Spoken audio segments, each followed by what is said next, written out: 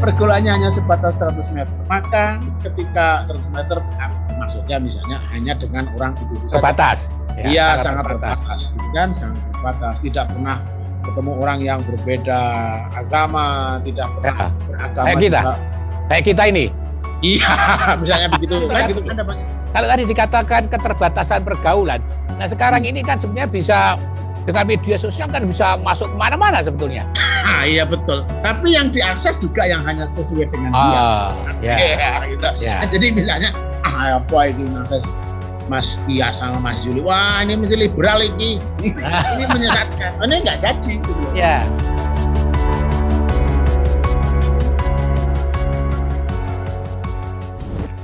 Bung Zoli, ya jadi radikalisme dan ekstremisme itu berbeda dengan sikap teguh memegang keyakinan agama. Semestinya semakin orang beragama secara benar, semakin terbuka hatinya, pikirannya pada orang lain, siapapun mereka. Begitu kan? Iya. Nah, tapi mengapa ini pertanyaannya, mengapa kita menyaksikan begitu banyak orang yang mengklaim sebagai orang beragama dan sangat beragama, justru omongannya dan tindakannya tidak sejalan dengan klaimnya itu. Gimana ini? Apakah itu namanya beragama atau beriman? Kan beda beragama dan beriman. Gimana? Betul. Penjelasannya gimana? Itu orang yang sarjana agama. Gimana penjelasannya ini? Itu orang yang beragama tapi tidak beriman dan tidak berihsan. Kan? Harusnya orang beriman, orang beragama itu adalah beriman. Beriman itu ada akar katanya yang sama, yaitu aman. Iman, amanu. Maka orang beragama itu adalah bisa mendamaikan orang, mendamaikan dirinya sendiri dan mendamaikan orang lain. Itulah iman dan aman. Itu satu akar kata. Yang berikutnya adalah orang beragama itu juga mesti berihsan, yaitu berbuat baik. Itulah yang disebut buah dari orang yang beriman. Maka ada banyak orang yang beragama, ada orang yang beriman tapi tidak menikmati buah dari iman. Kenapa? Karena tidak mau berbuat baik kepada orang lain. Berbuat baiknya hanya untuk diri sendiri. Seakan-akan kalau sudah berbuat baik, ya misalnya, saya sudah rajin sholat 5 waktu, rajin zakat, rajin haji, maka seakan-akan saya sudah dijamin oleh Tuhan pasti masuk surga. Padahal dalam Al-Quran banyak disebutkan alladzina amanu wa amilus sholihati. Bisa begitu. Setelah orang beriman itu adalah berbuat baik. Berbuat baik itu apa? Artinya adalah perilaku. Perilaku itu apa? Adalah ihsan. Maka hendaklah apabila kamu beriman, jaga omonganmu. Gitu kan? Janganlah kamu ngomong sembarangan, main tuduh orang aja. Main tuduh orang, membenci orang. Maka soal perilaku, maka soal cara berbicara. Maka hendaklah kamu juga berbicara secara bijaksana. Jangan menyakiti orang lain. Nah, sementara ini ada orang yang beragama, mengaku beriman kepada Tuhan, tapi bicaranya menyakiti hati orang lain. Selalu menyakiti. Maka ini disebut tidak beragama, tapi tidak mengamankan orang lain. Tidak membuat aman, tidak membuat damai orang lain. Kenapa bisa begitu? Ya karena dia egois. Seakan-akan dia sama dengan malaikat posisinya. Atau bahkan di atasnya Nabi. Ya. Di bawahnya Tuhan, di atas sama dengan malaikat. Gitu.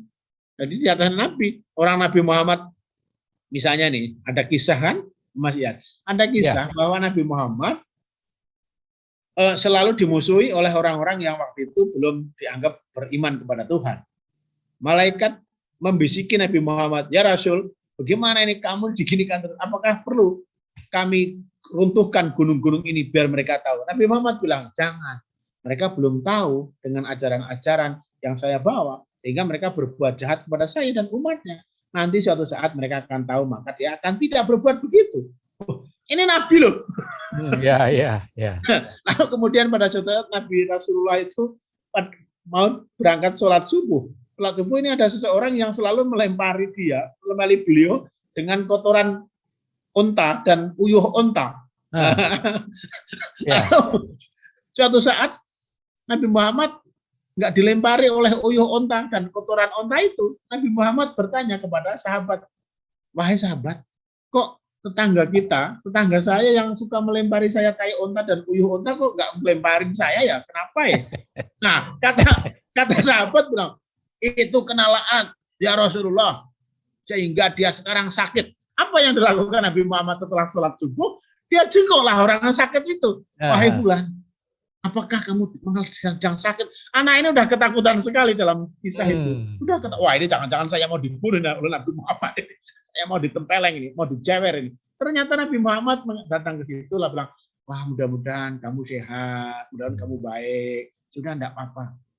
Ini saya datang ke sini menjenguk Anda. Kamu bukan. Nah, habis itu orang yang suka melempari, maaf ya, saya sebutkan di dalam kisah itu disebutkan dia lalu bersumpah di hadapan Rasul, lalu membaca syahadat masuk Islam. Lalu dia menjadi pembela Nabi Muhammad. Ternyata akhlak inilah yang disebut tadi, akhlak. Inilah yang disebut ihsan. Orang beragama itu membutuhkan ihsan, membutuhkan akhlak. Banyak orang beragama tapi tidak akhlaknya tidak baik. Sehingga salah seorang penulis mengatakan, di kita banyak mendahulukan fikih atau hukum tetapi meninggalkan akhlak. Nah, kita jangan-jangan banyak begitu Mas Yas.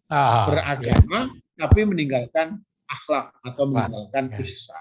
Gitu. Jangan-jangan. Bung Joli. Dugaan saya ya. Bung Joli. Berkait dengan radikalisme tadi. Gerakan radikalisme agama menjadi sebuah kekuatan yang laten. Muncul tiba-tiba dan berbahaya. Ya kan? Kekerasan atas nama agama menyebabkan pada situasi di mana agama kini sedang mengalami pengujian secara kritis. Pandul-pandul agama bergantung pada persepsi dan perilaku pengaruhnya yang akan mengarahkan pada dua sisi, yaitu humanisasi atau justru sebaliknya, dehumanisasi. Bagaimana pendapat Anda itu? Iya, jadi belakangan itu saya membaca beberapa buku yang mengarah kepada, wah ini agama akan mengarah kepada kematian agama. Kan? Jadi Engelhardt mengatakan ini adalah saat-saat bagaimana sudden death religion. Jadi agama akan tiba-tiba mengalami kematian. Disebabkan apa? Tadi, orang beragama tapi perilakunya tidak mencerminkan sebagai orang yang beragama atau berakhlak, beretika. Apakah ada banyak begitu? Banyak, saya beri contoh. Dia kaya raya, dia kemakmurannya luar biasa, tetapi samping kiri kanannya ada banyak orang yang miskin dan dia tidak mau menghiraukan atau tidak mau menyapa orang miskin. Padahal di dalam kitab suci selalu dikatakan, Nabi Muhammad pun mengatakan, saya akan bersama kaum miskin di surga. Artinya apa? Orang miskin itu sesuatu yang memang harus diperhatikan oleh siapa? Oleh mereka yang sedikit lebih daripada yang miskin itu. Ada banyak orang yang begitu. Ini disebut dalam Al-Quran pun mengatakan bahwa orang yang tidak mau menghiraukan orang miskin adalah yang disebut para pendusta agama. Oh banyak loh. Dulu pada tahun 90-an, 93, 94 saya ingat Pak Sartono Kartodirjo membuat kategorisasi. Membuat kategorisasi orang beragama di Indonesia. Ada 3. Ya? Yang pertama adalah orang yang sangat baik. Orang beragamanya sangat baik. Kriterianya apa? Adalah orang yang tidak ada di dalam hatinya kebencian. Di dalam hatinya tidak ada kebencian. Tidak ada iri. Ya? Tidak ada ketakutan. Jumlahnya berapa? Kata waktu itu orang beragama di Indonesia khususnya Islam, ini risetnya di kalangan Muslim. Jumlahnya kira-kira 85,7%.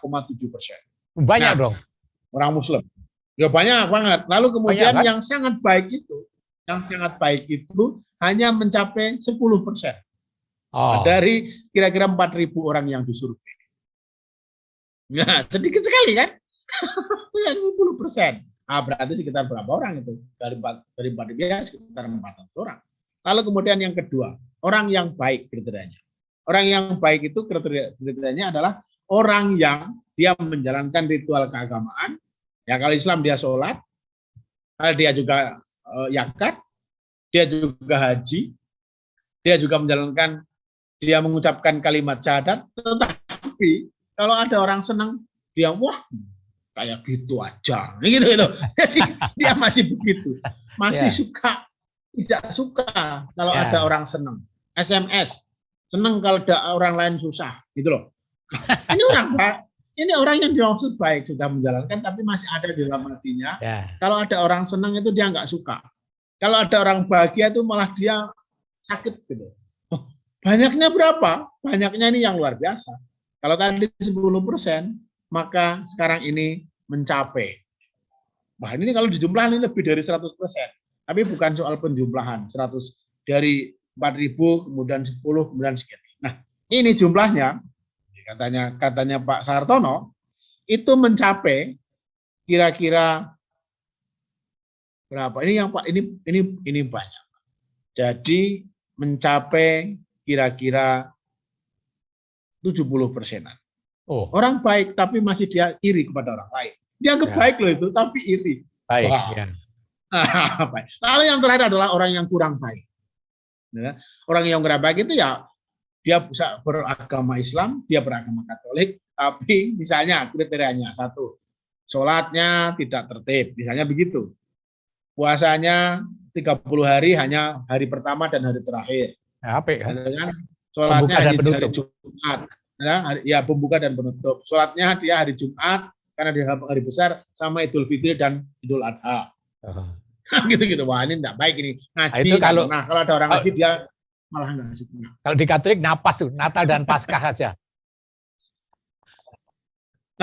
Napas ya betul. Ya. Hanya Natal dan Paskah. Begitu. Ya, ya. Jumlahnya banyak begitu ternyata. Tidak, tapi tidak sebanyak yang baik.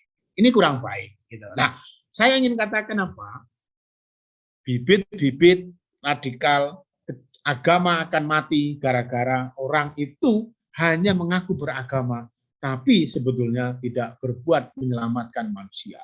Sekarang pandemi COVID. Oke ya, Mbak Dias Ya. kan?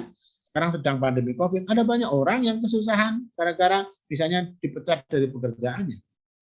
Dia tidak bisa mendapatkan pekerjaan.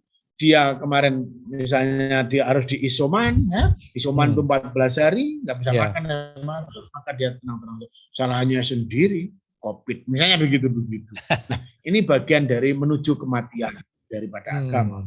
Ya. Dulu ada orang yang sudah lebih duluan menulis, selain Ibnu Qayyim itu adalah Charles Kimball, kan? Ketika agama akan mati, tatkala orang beragama satu sama lain tidak ada saling percaya, tapi saling mencurigai. Dan saya kira itu betul. Agama akan tinggal nama, karena agama kemudian bukan membuat kedamaian di muka bumi, tapi membuat perpecahan di muka bumi. Karena saling satu dengan yang lain, saling distrust, bukan saling trust. Tidak ada kebijaksanaan di dalam orang yang beragama. Jadi memang berbahaya sekali. Kalau itu dibiarkan, ya nanti agama di Indonesia ada, tetapi sebetulnya hanya agama, karena tidak akan membuahkan dimensi kemanusiaan dan kedamaian. Ya. Gitu. Agak Bung- ngeri juga ya. Ya, Bung Soli Kudir, dalam kondisi seperti yang seperti yang dijelaskan itu, ya kan? Agama akan bisa mati, ya kan? Karena iman tanpa perbuatan adalah mati, kan sama aja Ya. kan? Nah, iman tanpa perbuatan mati. Nah, tapi kita sekarang menghadapi persoalan lain. Media sosial bisa menjadi sarana yang sangat ampuh untuk menyebarkan ekstremisme, untuk menyebarkan fundamentalisme, untuk menyebarkan radikalisme dan juga intoleran. Ya kan? Itu kan sebuah realitas sekarang yang nyata seperti itu. Lewat media sosial yang tiap-tiap saat kita hadapi. Bagaimana menurut Anda ini? Caranya ngatasinya gimana ini ya?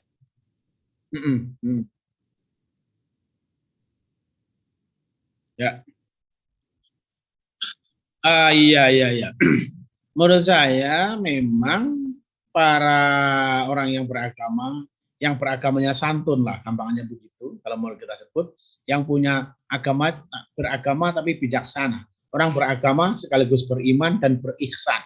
Maka harusnya adalah dia ikut juga menyebarkan gagasan-gagasan kebajikan melalui media sosial. Kalau dibiarkan akan dikuasai oleh mereka yang memang isi otaknya itu adalah keburukan, kejahatan. Dan itu berbahaya sekali. Kalau sampai dikuasai begitu, ya orang akan mengakses gitu semua. Dan beberapa riset menyatakan orang-orang yang baik itu, orang baik namanya juga orang baik ya. Saking baiknya tidak mau ikut andil bagian di dalam menyebarkan gagasan kebajikan melalui media sosial. Nah sekarang tidak boleh. para ahli agama, para tokoh agama, para agama ya penganut agama yang memiliki visi tentang keindonesiaan, memiliki visi tentang kebinekaan, memiliki visi tentang keterbukaan, memiliki visi tentang toleransi, memiliki visi tentang kemanusiaan, harus ambil bagian bagaimana mengisi. Nah, kayak begini misalnya ya. Jadi nanti bisa dibuat oleh Mas Gias misalnya, kalau sampai 50-an menit atau sampai 1 jam orang kadang-kadang mungkin bosan ya. Tapi misalnya hanya 15 menit. Oke, 15 menit. Kemudian ini di-share di dalam YouTube atau di dalam TikTok atau apapun yang kemudian memiliki message untuk menyebarkan kebajikan, kedamaian. Kalau enggak, menurut saya media sosial akan dikuasai oleh mereka yang memang berkeinginan untuk membuat dalam tanda kutip, saya sebut tanda kutip, keonaran di dalam beragama. Keonaran ini dalam beragama. Iya, jadi keonaran di dalam beragama kan berbahaya sekali. Orang beragama satu sama lain saling tidak percaya. Orang beragama satu sama lain saling curiga. Orang beragama satu sama lain saling ingin membenci. Ini kan mengerikan sekali. Dan itu sangat mungkin diciptakan atau didrive oleh yang dinamakan media sosial. Karena itu media sosial perlu juga kita masuki, kita isi dengan gagasan-gagasan yang memang bervisi keindonesiaan, bervisi tentang keislaman dan kemanusiaan atau keagamaan dan kemanusiaan. Jangan sampai kita juga membiarkan begitu saja. Itu kalau menurut saya. Begitu kita membiarkan, maka ruang itu akan diisi oleh kelompok yang memang sejak awal otaknya adalah ingin membuat onar sesama umat beragama. Gitu, Bung Iyas. Jadi program Anda ini penting sekali. Harus lebih aktif kan? Yes, betul. Ya. Jangan sampai seperti yang dikatakan Buya Syafi'i. Sebetulnya orang baik itu banyak, tetapi silent, nggak mau bergerak karena takut tidak ikhlas. Bahaya sekali. Kita sekarang harus tafsirkan kembali. Ikhlas itu tidak berarti tidak diketahui orang. Orang diketahui orang membawa sesuatu diketahui orang, kalau memang dia ikhlas tetap ikhlas saja. Kalau dia tulus tetap tulus. Tapi yang tahu kan niat di dalam diri kita. Dampaknya itu nanti di masyarakat gitu kan. Kita tidak diketahui orang, tapi di dalam diri kita mengatakan nanti tahu siapa yang nyumbang itu. Nah, itu ya tetap sama aja gitu. Maka ketulusan itu sangat penting. Pengorbanan itu sangat penting. Di dalam Katolik, dalam Islam, dalam agama apapun menurut saya ajaran tentang ketulusan dan pengorbanan itu ada. Dan itu butuh dilakukan oleh majority yang silent atau yang silent majority itu. Orang baik tidak boleh diam. Karena diam sekarang itu menjadi tidak baik, menjadi tidak beragama secara soleh. Orang baik tidak boleh diam ya. Orang baik tidak boleh diam. Ya, yes. Untung negeri ini masih ada Muhammadiyah dan NU, ya kan? Itu kekuatan besar itu. Nah, itu yang tadi disampaikan itu, yang Bung Zoli Qadir tadi. Dari situlah mestinya orang baik harus tidak boleh diam. NU Muhammadiyah sebagai kekuatan besar itu untuk menyelamatkan negeri ini. Iya, saya kira ya kita masih berharap besar kepada NU dan Muhammadiyah atau Muhammadiyah dan NU. Saya ini bola-balik ya Mas Iyas. Saya menggunakan Muhammadiyah dulu baru N karena hurufnya begitu. N gitu kan, nanti kebalik ya. Ya. Secara lahirnya Muhammadiyah dulu baru NU. Muhammadiyah NU. Bukan soal apapun, bukan soal betul, karena saya Muhammadiyah lalu Muhammadiyah dulu enggak. Ya sudahlah. Kadang-kadang saya menggunakan Muhammadiyah dulu, kadang-kadang NU. Jadi menurut saya memang ini dua kekuatan agama Islam terutama Indonesia yang harus merawat tentang keindonesiaan dan keislaman yang tetap disebut istilahnya rahmatan lil alamin. Jadi rahmat untuk semua umat manusia. Bukan hanya di Indonesia sebetulnya ya, tapi seluruh umat manusia yang ada di muka bumi. Dan itu jelas sekali bagian dari ajaran pokok dalam kitab suci. Dan menurut saya kitab suci agama apapun tentang menyantuni, merahmati, menyayangi, mencintai seluruh umat manusia. Al-Quran mengatakan menyelamatkan satu orang bagaikan dia menyelamatkan seluruh umat manusia. Dan di dalam kitab Al-Quran juga disebutkan orang yang paling bermanfaat adalah orang yang bermanfaat untuk banyak orang. Amfanguhum linnas, khairun nas anfa'uhum linnas. Sebaik-baik manusia adalah yang bermanfaat untuk orang lain, bukan untuk dirinya sendiri gitu. Jadi ini penting. Dan itulah kemanusiaan. Menurut saya di Muhammadiyah, NU, Katolik, Hindu, Buddha ada ajaran tentang semacam itu. Ya, pertanyaan terakhir Bung Sodi. Ya. Ini terakhir ya. Apa yang harus kita kan cenderung selalu melihat apa yang harus dilakukan pemerintah kan gitu kadang-kadang kan. Pemerintah pasti diam aja, pemerintah pasti diam aja untuk menghadapi situasi seperti ini. Lalu apa yang harus dilakukan pemerintah untuk mengatasi semua itu? Naiknya tren fundamentalisme, radikalisme, intoleransi dan sebagainya apa? Di sekolah-sekolah terutama, mulai dari anak-anak itu. Apa? Iya. Ya pemerintah sebagai yang memiliki kewajiban tata kelola, pembuat hukum, positif terutama, harus menegakkan hukum. Harus menegakkan tata kelola yang baik, tidak boleh tidak adil kepada semua warga negara. Kalau jadi tidak adil itu kalau ada orang berbuat kriminal, siapapun mereka, ya dihukum. Jangan kemudian karena berbuat kriminal tapi dia dibekengi oleh satu kelompok tertentu, dan kelompok tertentu itu sebenarnya tidak banyak tapi mengatasnamakan banyak orang, lalu dibiarkan. Wah ini kan berbahaya sekali. Itu. Jadi pemerintah itu tidak bisa bekerja sendiri sebetulnya, tapi pemerintah diberi peran, diberi porsi untuk satu, menegakkan hukum dengan baik, membuat tata kelola dengan baik. Ya, jadi kalau ada peraturan itu peraturan untuk semua, jangan hanya untuk satu kelompok tertentu, tidak boleh begitu kan? Itu tentang tata kelola pemerintahan yang baik. Dia harus acceptable kepada semua warga negara, jadi harus bisa diakses oleh semua warga negara, walaupun sekarang belum bisa ya misalnya tentang pendidikan daring ini kan belum bisa diakses oleh semua ini. Maka harus ada policy bagaimana caranya kebijakan pendidikan itu bisa diakses oleh semua warga negara, karena tidak semua warga negara itu mampu mengakses pendidikan daring ini, Mas Menteri. Jadi penting. Mas Menteri. Ada yang di Papua, jangan kan di Papua, di Gunung Kidul aja kalau hujan akses internet nggak bisa gitu loh. Di Yogyakarta tempat saya ini kalau hujan nggak bisa. Maka ini penting dilihat. Oh kalau begitu polisinya dibuat bertingkat misalnya begitu. Nah, oke. Kalau tentang radikalisme, siapapun yang berbuat kriminal ya harus dihukum. Siapapun dia itu. Jangan kemudian melihat wah tapi di belakangnya si ini nggak bisa begitu. Pemerintah kita beri peran di situ. Dan kita percaya kepada pemerintah. Jangan kemudian ketika pemerintah akan berbuat begitu lalu dikatakan, wah ini tebang pilih. Nah, gitu-gitu. Nah, boleh begitu dong. Begitu mau ditebang begitu, dia bilang, ini kalau orang ini tebang, kalau yang ini enggak bisa begitu. Kadang-kadang kita tuh enggak proporsional ya. Menurut saya ini, siapapun yang akan menjadi pemimpin tertinggi di Indonesia, menjadi presiden dan wakil presiden Indonesia, akan mendapatkan beban, sebagaimana yang dia alami. Pasti, tidak akan ada yang sempurna. Ya memang sesuai dengan zamannya, tapi kita beri percaya dia. Asalkan sesuai dengan tadi hukum dan kemudian tata kelola yang baik, maka kita percayakan kepada pemerintah. Yang kedua, pemerintah tidak bisa bekerja sendiri, harus melibatkan masyarakat. Tadi ada masyarakat sipil seperti Muhammadiyah NU atau NU Muhammadiyah yang memang ingin Indonesia ini utuh, yang memang sesuai dengan paham atau sesuai dengan pandangan pemerintah, gitu. Nah, apakah ada kelompok keagamaan di Indonesia yang tidak sesuai dengan paham pemerintah? Ada. Nah, itu kan ibaratnya begini Pak Iyas. Jadi Bung Iyas. Jadi itu kalau ada orang yang tidak sesuai dengan paham keindonesiaan, tidak sesuai dengan hukum yang ada di Indonesia, itu sama dengan ada orang masuk rumah kita mau mencuri, lalu kita biarkan. Itu bukan kita orang yang bijaksana, goblok gitu loh kira-kira. Ya. Jadi harus kita hukum dong. Mau mencuri kok kita tangkap, berkelahi kita gitu kan.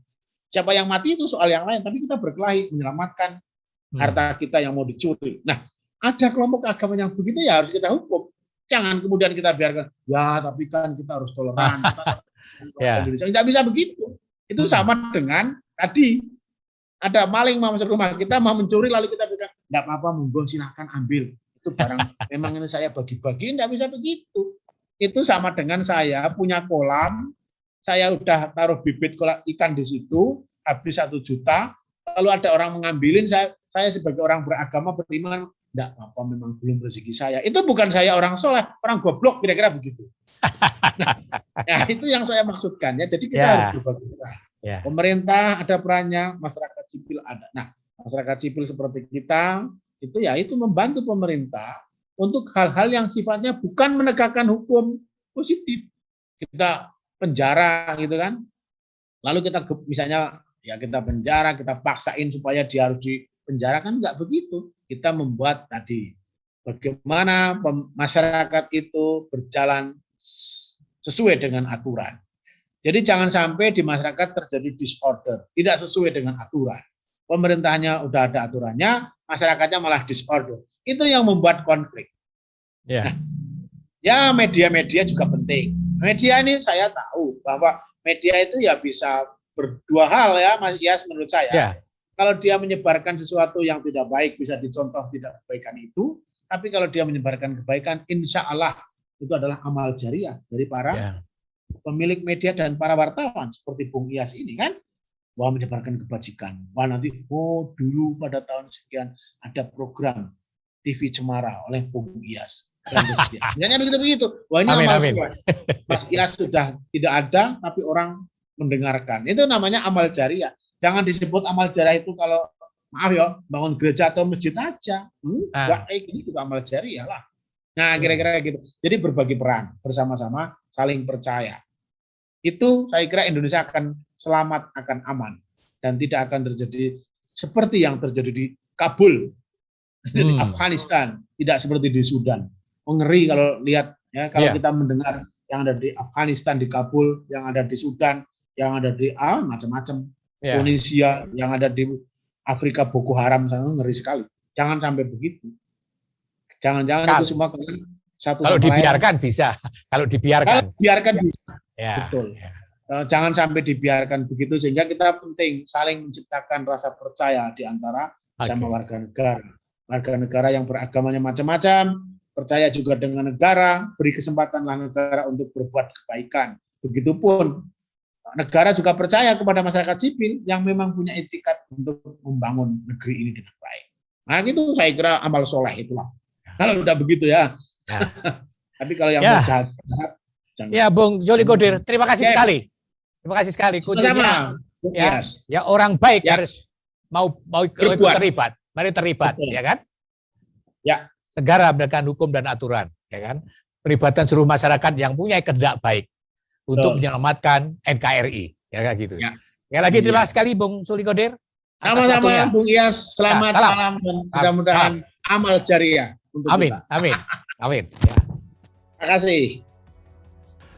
Sahabat Trias Kredensia, banyak sekali yang telah disampaikan oleh Dr. Zoli Qadir tentang fundamentalisme, radikalisme, intoleransi, dan sebagainya. Dan bagaimana meski kita berperan untuk menyelamatkan Republik ini. Kata kuncinya adalah orang baik harus mau berperan serta dalam hal mengatasi radikalisme, ekstremisme, dan intoleransi yang ada di negara ini. Jumlahnya mungkin sedikit, tetapi kalau dibiarkan akan menjadi persoalan besar bagi negeri ini. Mari kita bersama-sama menyelamatkan Republik ini. Salam kredensial, sampai jumpa di lain kesempatan.